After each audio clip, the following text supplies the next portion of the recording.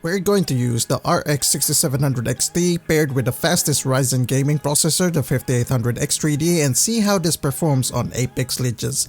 But first, let's get this out of the way. Let's see if there's an actual difference between SAM turned on and turned off for the RX 6700 XT.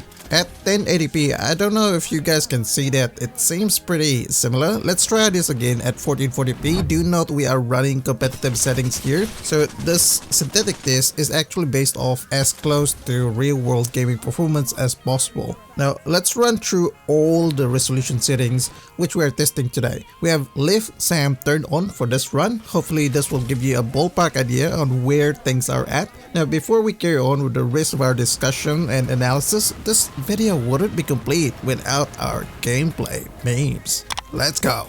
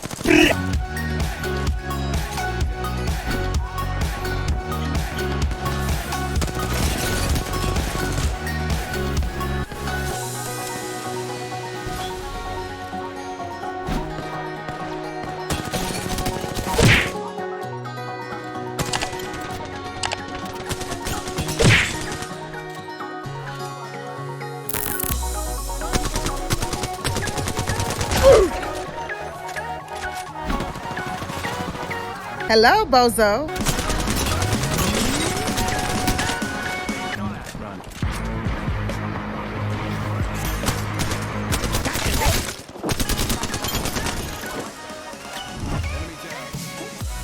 Apex Legends is one of the games we test that's both demanding on the GPU and CPU. At 1080p, we are already maxing out the GPU on some situations with utilization sometimes reaching 97%. FPS is very good, easily reaching the maximum FPS of 300 in certain scenarios wherein there's less action.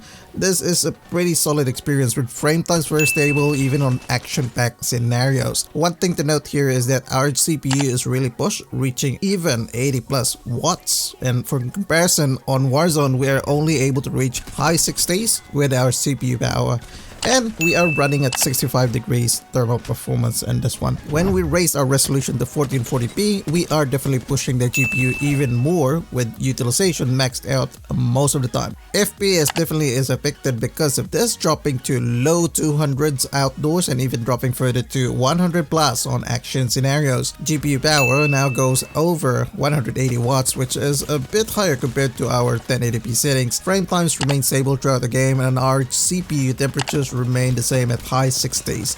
Now, we also tried 1080p upscaled to 1440p with RSR in this test to see if there are any differences. And like our previous RSR test, this is recorded using Relive as it is impossible to record with a capture card due to software limitations. So expect some slight performance hit with ongoing recording in the setup. Unfortunately, the map rotation has changed when we did the settings, so yeah. GPU utilization in this setup is maxed out at times, and like the native 1080p, achieving 300 FPS here is easy, and most of the time we are sitting at high 200s. Frame times remain stable. I guess the only difference here versus native 1080p is that we have higher GPU power here at 170 plus watts as compared to our raw 1080p experience. Overall, all three modes are viable here. I personally might just stick with the raw 1080p because it has lesser GPU power versus the two other modes. Lesser power means lesser heat output, which makes your system a bit quieter. Now, if you want to see how the same setup performs in Warzone, I suggest you watch this video right here. The performance of this setup was really interesting, and I'll definitely be making a follow-up video on this one. Anyway, I'll see you guys over there.